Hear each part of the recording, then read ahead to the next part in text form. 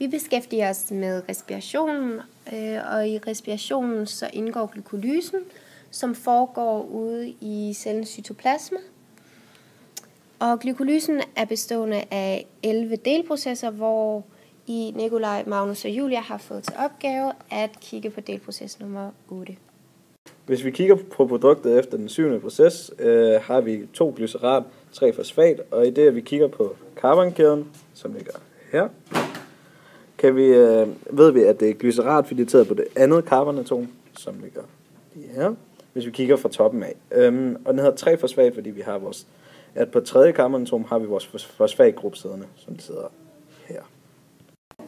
Glycerat er et saccharid, altså et karbohydrat. Det, som kendetegner et karbohydrat, er det, at bestående af et carbon og et hydrogen samt et oxygenatom. Det kan vi se på carbonatom nummer 2, som har den her HCOH-gruppe. I proces nummer 8 indgår isomeraser, som er enzymer, som har til funktion at flytte på forskellige funktionelle grupper inden for molekylet. Der sker altså således ikke en ændring i molekyleformlen, altså i sumformlen, dog sker der en ændring i selve strukturen.